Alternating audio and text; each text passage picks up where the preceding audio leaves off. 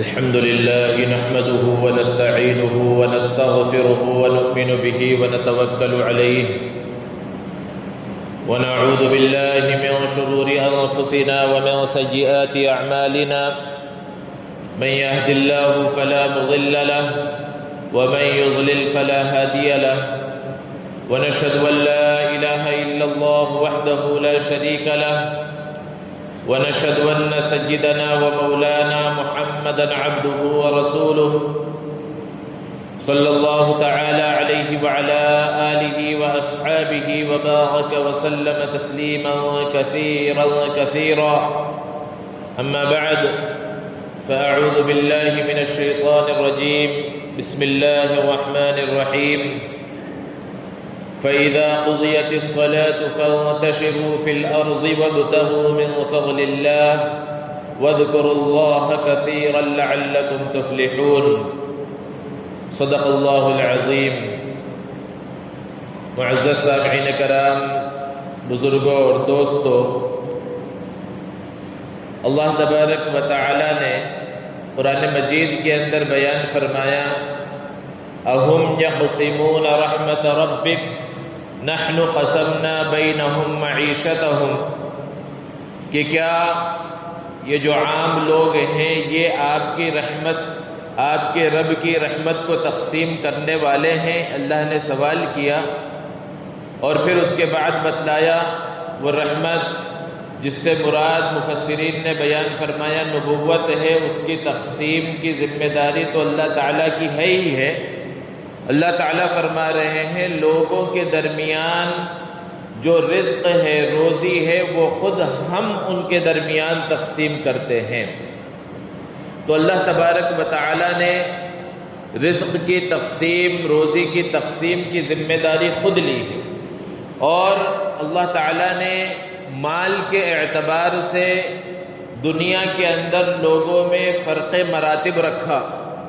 سب کو امیر اور مالدار اللہ تعالیٰ نے نہیں بنایا، بلکہ کچھ وہ ہیں جو بہت بڑے مالدار ہیں اور کچھ عام مالدار ہیں، کچھ درمیانی درجے کے لوگ ہیں، کچھ غریب ہیں، کچھ فقیر ہیں، اور کچھ وہ ہیں جو محتاج بھی ہیں۔ اللہ تعالیٰ نے دنیا کے اندر یہ نظام رکھا ہے اور اسی سے یہ دنیا کا نظام چل رہا ہے۔ بعض لوگ کہتے ہیں کہ اللہ تعالیٰ نے سب کو برابر کیوں نہیں بنا دیا، سب کو ایک جیسا امیر کیوں نہیں بنا دیا؟ تھوڑا سا اگر غور کریں تو پتہ چلے گا کہ اگر سب لوگ مالدار ہو جائیں، سب ہی امیر ہو جائیں، سب ہی لوگ کمپنیوں اور فیکٹریوں کے مالک ہو جائیں، تو ان کمپنیوں میں کام کرنے والا کون ہوگا؟ ان فیکٹریوں کو چلانے والا کون ہوگا؟ عام محنت مزدوری کے کام کون کرے گا؟ یہ اللہ کا نظام ہے کہ کچھ لوگوں کو مالدار رکھا ہے، کچھ کو غریب رکھا، کچھ کو مالک بنایا، کچھ لوگوں کو مزدور بنایا ہے۔ اسی طرح یہ دنیا کا نظام چلتا ہے، لیکن اس سے یہ نہیں سمجھنا چاہیے کہ جو مالدار ہیں اور جو مالک ہیں وہ اللہ کی نظر میں بھی بہت اعلیٰ اور افضل ہیں، یہ کوئی ضروری نہیں ہے، کیونکہ اللہ کی نظر میں جو مقبولیت ہے اس کی بنیاد مالداری نہیں ہے، اس کی بنیاد تو تقوی ہے۔ اللہ نے بیان فرمایا ان اکرمکم عند اللہ اتقاکم، اور وہ متقی کوئی مالدار بھی ہو سکتا ہے، درمیانی درجے والا بھی ہو سکتا ہے، اور غریب سے غریب اور محتاج آدمی بھی ہو سکتا ہے۔ دوستو، جیسا کہ مئی کے مہینے کا آغاز ہوا اور آج 1 مئی ہے، اور آپ جانتے ہیں کہ 1 مئی کو لیبر ڈے منایا جاتا ہے، عالمی یوم مزدور، مزدوروں کے ایک خاص دن کے نام سے اس دن کو جو ہے جانا جاتا ہے، اور اس دن کا آغاز مغرب سے ہوا، مغرب کے لوگوں نے اس کو شروع کیا، اور اس کی جو تاریخ ہے مختصر انداز میں اس کو ذہن میں رکھیں کہ تقریباً 1886 کے اندر مزدوروں کی جو یونین تھی اور تنظیمیں تھیں، انہوں نے شکاگو شہر میں، امریکہ کے شہر کے اندر کچھ احتجاجات کیے اپنے حقوق کو منوانے کے واسطے۔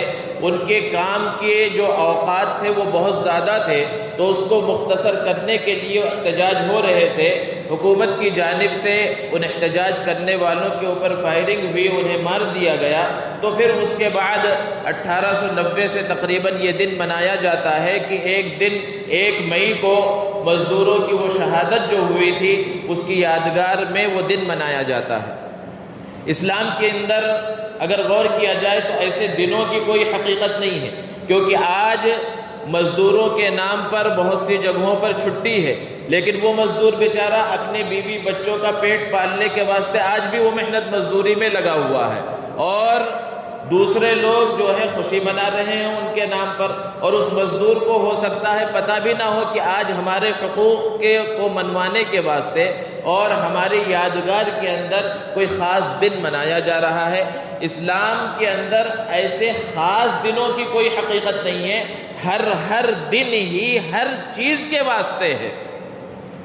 دوستو، چونکہ یہ دن آیا ہے اس لیے مناسب معلوم ہوا کہ مزدوروں کے حقوق کیا ہے، ملازموں کے حقوق کیا ہے، اور ان کی ذمہ داریاں، ان کے فرائض اور واجبات کیا ہے، اسلامی شریعت کی روشنی میں اس پر کچھ روشنی ڈالی جائے۔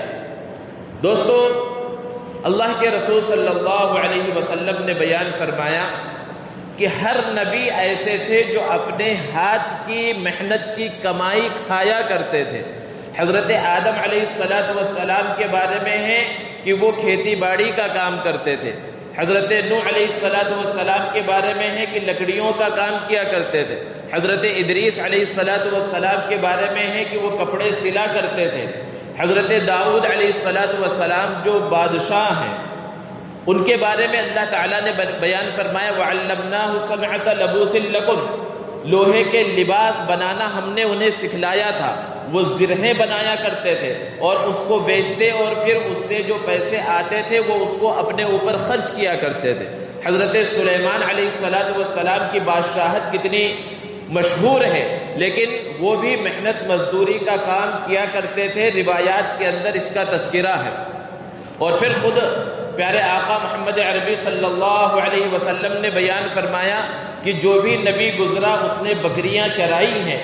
تو جب یہ بات آپ نے بیان فرمائی تو صحابہ نے پوچھا اے اللہ کے رسول کیا آپ نے بھی بکریاں چرائی ہیں؟ تو آپ صلی اللہ علیہ وسلم نے بیان فرمایا کہ ہاں میں نے چند قیرات کے بدلے مکہ والوں کی بکریاں چرائی ہیں۔ یہ بات آپ صلی اللہ علیہ وسلم نے امت کے سامنے کیوں رکھی؟ تاکہ پتہ چلے کہ محنت مزدوری کرنا کوئی عیب والا کام نہیں ہے، کوئی برا کام نہیں ہے، بلکہ محنت مزدوری کرنے والوں کا بہت بڑا مقام اور مرتبہ ہے۔ یہ تو انبیاء کی بات ہوئی۔ آگے خلفاء کے اندر دیکھیں کہ سیدنا ابو بکر صدیق رضی اللہ تعالی عنہ پہلے تاجر تھے، وہ کپڑے کی تجارت کیا کرتے تھے۔ جب اللہ کے رسول صلی اللہ علیہ وسلم کے بعد خلافت کی ذمہ داری ان کے اوپر آئی تو عام دنوں کی طرح وہ کپڑے کی تجارت کے واسطے نکلے، کپڑا بیچنے کے واسطے نکلے۔ تو حضرت عمر رضی اللہ تعالی عنہ نے کہا آپ کہاں جا رہے ہیں؟ تو انہوں نے کہا بیوی بچوں کا پیٹ بھرنا ہے، اس کے لیے کمانے جا رہا ہوں۔ تو پھر انہوں نے کہا پھر یہ چیزیں کون دیکھے گا، مسلمانوں کے معاملات کون دیکھے گا، آپ تجارت کرنے کے واسطے چلے جائیں گے تو۔ اور پھر صحابہ کرام رضوان اللہ تعالی علیہم اجمعین کی میٹنگ ہوئی اور اس میں یہ طے کیا گیا کہ حضرت ابو بکر صدیق رضی اللہ عنہ جو اب تک تجارت کیا کرتے تھے اب وہ تجارت نہیں کریں گے، اب بیت المال سے ان کو تنخواہ دی جائے گی۔ گویا کہ اب تک وہ تاجر تھے، اب ملازم بن گئے، اب ان کو تنخواہ پر رکھا گیا کہ لوگوں کے اور مسلمانوں کے اب ذمہ داریاں آپ کو سنبھالنی ہیں۔ تو جو پہلا خلیفہ ہے وہ بھی ایک اعتبار سے دیکھا جائے تو وہ ملازم ہے۔ اور پھر اس کے بعد آگے چلتے چلے جائیں، بہت سے فقہائے کرام اور بہت سے اولیاء اعظام اور بہت سے ایسے لوگ جو بادشاہوں کے مقام اور مرتبے تک پہنچے، انہوں نے بھی محنت اور مزدوری کے ذریعے رزق کمایا۔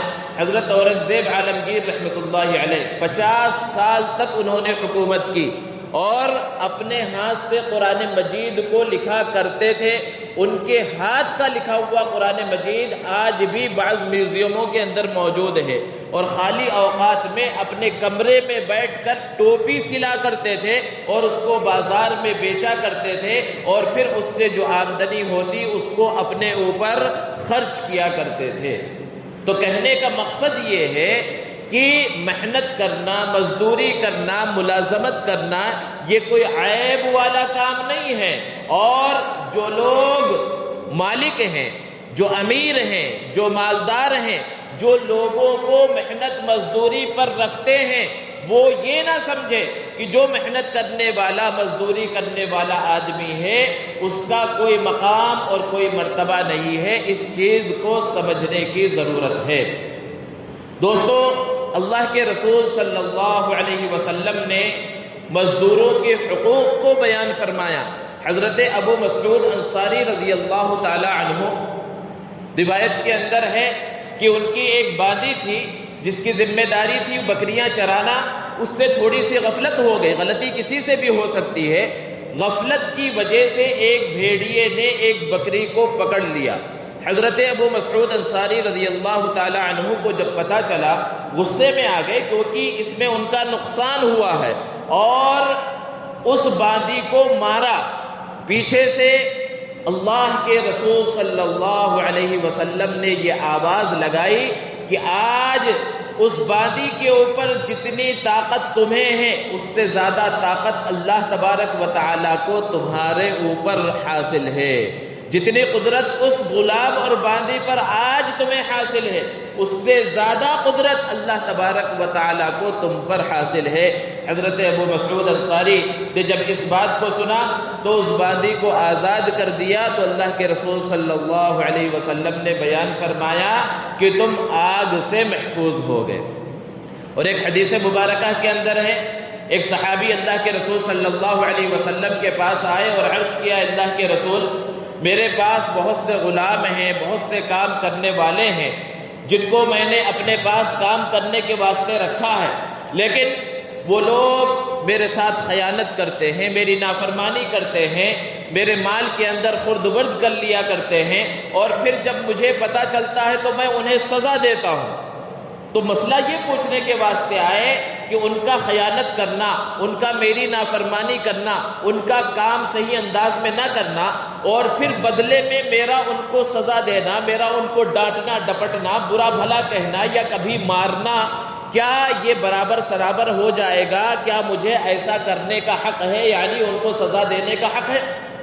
اللہ کے رسول صلی اللہ علیہ وسلم نے تعلیم دی، اور قیامت تک آنے والے لوگوں کے واسطے یہ تعلیم ہے۔ آپ صلی اللہ علیہ وسلم نے ارشاد فرمایا کہ جب قیامت قائم ہوگی ایک ایک چیز کا حساب ہوگا۔ یہ حساب ہوگا کہ تمہارے نوکروں خادموں نے تمہارے ساتھ کتنی نافرمانی کی، تمہارے ساتھ کتنی خیانت کی، تمہارے کتنے کام کا نقصان کیا، اور پھر بدلے میں تم نے ان کو کتنی سزا دی۔ اگر ان کا نقصان، ان کی خیانت، ان کی نافرمانی اور تمہاری سزا برابر سرابر ہو گئی تب تو کوئی پکڑ نہیں ہوگی، اور اگر تمہاری سزا کم ہوئی تو تم کو نیکیاں ملیں گی۔ لیکن اگر ان کی خیانت تھوڑی تھی، ان کی نافرمانی تھوڑی تھی، ان کی طرف سے نقصان تھوڑا تھا، اور تمہاری طرف سے زیادتی زیادہ ہو گئی، تمہاری طرف سے ڈانٹ ڈپٹ زیادہ ہو گئی، تمہاری طرف سے مار زیادہ ہو گئی، تو پھر اس سے تمہاری پکڑ ہوگی اور تمہاری نیکیاں ان لوگوں کو دی جائیں گی۔ وہ صحابی کہنے لگے، اللہ کے رسول، اب میرے لیے اور میرے ان نوکروں اور خادموں کے لیے بہتر یہی ہے، میں آپ کو گواہ بنا کر کہتا ہوں کہ یہ سب کے سب آزاد ہیں۔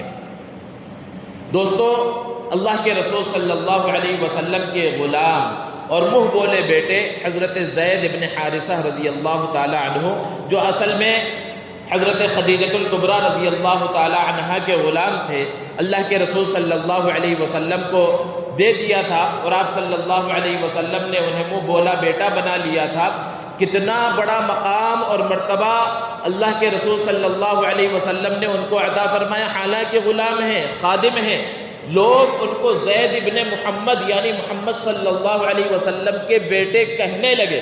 پھر جب اللہ نے منع فرما دیا قرآن میں کہ ایسی نسبت کرنا درست نہیں ہے، تو قرآن میں اللہ نے صرف ان کے نام کا تذکرہ فرمایا، تقریباً 1.25 لاکھ صحابہ ہے، لیکن نام لے کر زید نام لے کر کسی صحابی کا نام نہیں آیا۔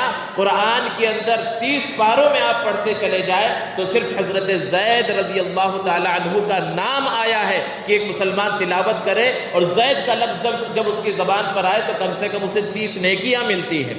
اتنا بڑا مقام و مرتبہ۔ غزوہ موتا بہت بڑی جنگ ہونے والی ہے، اللہ کے رسول صلی اللہ علیہ وسلم نے انہیں اس غزوے کا سپہ سالار بنا کر روانہ کیا۔ بعض لوگ اعتراض کرنے لگے کہ غلام کو سپہ سالار بنایا جا رہا ہے، لیکن اللہ کے رسول صلی اللہ علیہ وسلم نے انہیں خاموش کر دیا، اور پھر اپنی حیات طیبہ کے آخر میں ملک شام کی فتح کے واسطے اللہ کے رسول صلی اللہ علیہ وسلم نے ایک لشکر کو روانہ فرمانے کا ارادہ فرمایا، اور اس لشکر کا ذمہ دار حضرت زید ابن حارثہ رضی اللہ تعالی عنہ کے فرزند، یعنی غلام ہیں، غلام کے فرزند حضرت اسامہ ابن زید رضی اللہ عنہ، جن کی عمر بھی ابھی کم ہے، ان کو ایسے لوگوں کا ذمہ دار اور سربراہ بنایا جن کی عمریں زیادہ ہیں اور جن کا بظاہر مقام و مرتبہ زیادہ ہے۔ اس موقع پر بھی لوگوں نے اعتراض کیا۔ اللہ کے رسول صلی اللہ علیہ وسلم نے فرمایا کہ جب میں نے ان کے باپ کو سربراہ بنایا تھا تب بھی تم لوگوں نے اعتراض کیا اور انہوں نے جام شہادت نوش کیا، جیسے مجھے ان سے محبت تھی ان کے بیٹے اسامہ سے بھی مجھ کو محبت ہے۔ اور پھر اللہ کے رسول صلی اللہ علیہ وسلم پردہ فرما گئے اور حضرت ابوبکر صدیق رضی اللہ تعالی عنہ خلیفہ بنے، اس لشکر کو روانہ فرمانے کا ارادہ کیا۔ حضرت عمر رضی اللہ عنہ اور دیگر صحابہ نے کہا کہ ابھی حالات درست نہیں ہے، لشکر کو روک لیا جائے، تو حضرت ابوبکر رضی اللہ تعالی عنہ نے فرمایا کہ جس لشکر کو روانہ فرمانے کا ارادہ اللہ کے رسول صلی اللہ علیہ وسلم فرما چکے تھے اور جس کے سپہ سالار کو متعین فرما چکے تھے، ابوبکر کی مجال نہیں ہے کہ اس لشکر کو روک لیں۔ حضرت انس رضی اللہ تعالی عنہ آپ تمام جانتے ہیں، خادم رسول ہیں، 10 سال تک مسلسل اللہ کے رسول صلی اللہ علیہ وسلم کے خادم رہے۔ وہ خود بیان فرماتے ہیں کہ ان 10 سالوں کے اندر کبھی ایسا نہیں ہوا کہ اللہ کے رسول صلی اللہ علیہ وسلم نے مجھ سے کہا ہو اے انس تم نے ایسا کیوں کر لیا یا ایسا کیوں نہیں کہا، کیوں نہیں کیا۔ کبھی اللہ کے رسول صلی اللہ علیہ وسلم نے مجھے ڈانٹا نہیں۔ آپ کے خادم ہیں، آپ کا کام کرنے والے ہیں، اور کتنا بڑا مقام و مرتبہ کہ 6 ایسے بڑے صحابہ جن سے سب سے زیادہ حدیثیں منقول ہیں، ان میں حضرت انس ابن مالک رضی اللہ تعالی عنہ کا نام آتا ہے۔ یہ مقام، یہ مرتبہ اللہ کے رسول صلی اللہ علیہ وسلم نے عطا فرمایا کام کرنے والوں کو، خادموں کو، مزدوروں کو۔ اور آپ صلی اللہ علیہ وسلم نے اپنی جو آخری وصیت فرمائی اس میں 2 باتیں بیان فرمائی۔ آپ بار بار یہ کہتے جاتے تھے الصلاۃ وما ملکت ایمانکم، دیکھو نماز کا خیال رکھنا۔ آپ دنیا سے جاتے جاتے امت کو تعلیم دیتے رہے کہ دیکھو نماز نہیں چھوڑنا، اور جو لوگ تمہارے ماتحت ہیں ان کا خیال رکھنا۔ تو یہ اللہ کے رسول صلی اللہ علیہ وسلم کی تعلیمات ہیں۔ اب اگر غور کیا جائے تو ملازمت اور مزدوری عام طور پر سمجھا جاتا ہے یہ بہت محدود ہے کہ کوئی اینٹ اٹھانے کا کام کر رہا ہے، کوئی ریتی اٹھا رہا ہے، کوئی سامان ادھر سے لے کر ادھر جا رہا ہے، ہم سمجھتے ہیں کہ وہی مزدور ہے۔ حالانکہ اصل مزدور کون ہے؟ کہ جو بھی کسی کام کے بدلے میں تنخواہ وصول کر رہا ہے وہ مزدور ہے، وہ ملازم ہے۔ اس اعتبار سے دیکھا جائے تو چیف منسٹر، وزراء، امراء، بڑے بڑے پولیس افسران، یہ سب کے سب دراصل ملازم ہیں، مزدور ہیں، اور ان سب کے حقوق اسلام کے اندر بیان کیے گئے ہیں، اللہ کے رسول صلی اللہ علیہ وسلم نے بیان فرمائے۔ اور پھر ترتیب وار اگر دیکھا جائے تو مزدوروں کے، ملازموں کے حقوق کیا ہیں؟ سب سے پہلا حق کہ ان کی اجرت متعین ہو، کہ کتنے کام کے بدلے میں کتنا پیسہ دیا جانا ہے یہ متعین کیا جائے۔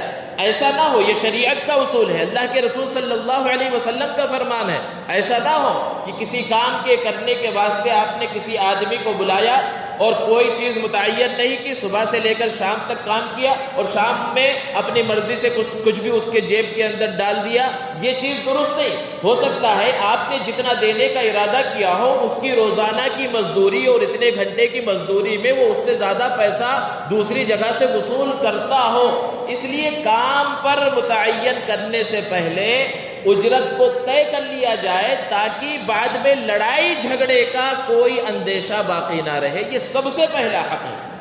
اور دوسرا حق کہ وقت کی تعیین کی جائے کہ کتنا وقت کام کرنا ہے، کسی آفس کے اندر ملازمت ہو، کسی کمپنی فیکٹری کے اندر کام کرنا ہو، وقت متعین ہو۔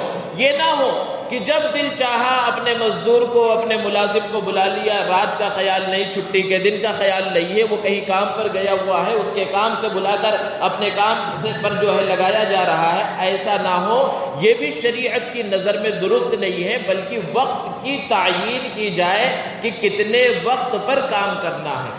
اسی طرح ان کے ساتھ حسن سلوک کیا جائے، اور اس کی مثال کو بیان کیا گیا ہے کہ ایک آدمی اگر آپ کا کھانا بناتا ہے تو جب اس نے کھانا بنایا، کتابوں کے اندر لکھا ہوا ہے، تو کھانا بناتے وقت اس کی خوشبو، اس کی جو لذت ہے وہ سب اس نے دیکھا، لیکن جب کھانے کے واسطے آپ کے دسترخوان پر اس نے سجا دیا اور ایک لقمہ بھی بنانے والے کو یا اس طرح کے کام کرنے والے کو نہ دیا جائے، یہ اخلاق سے گری ہوئی بات ہے۔ ٹھیک ہے آپ ساتھ بٹھا کر نہیں کھلا رہے ہیں، لیکن کسی درجے میں ان کے ساتھ حسن سلوک کرتے ہوئے ان کو کھانا کھلایا جائے، کیونکہ اللہ کے رسول صلی اللہ علیہ وسلم نے بیان فرمایا، جب آپ صلی اللہ علیہ وسلم سے پوچھا گیا مزدوروں کے کیا حقوق ہے، تو آپ صلی اللہ علیہ وسلم نے فرمایا کہ جو تم پہنتے ہو وہ ان کو پہناؤ، اور جو کھانا تم کھاتے ہو وہ ان کو کھلاؤ۔ یہ اللہ کے رسول صلی اللہ علیہ وسلم کا فرمان ہے، اور محدثین نے بیان فرمایا دراصل یہ ایک ایسا اصول ہے جس سے اجرت کتنی متعین کی جائے کسی مزدور کی وہ پتہ چلتا ہے کہ ہم اپنے کام کرنے والوں، اپنے ماتحتوں کی اتنی اجرت متعین کریں جس سے اس کا لباس ہمارے لباس کے قریب قریب ہو، اس کا کھانا ہمارے کھانے کے جیسا ہو۔ یہ کب ہوگا؟ جب اجرت صحیح انداز میں متعین کی جائے گی۔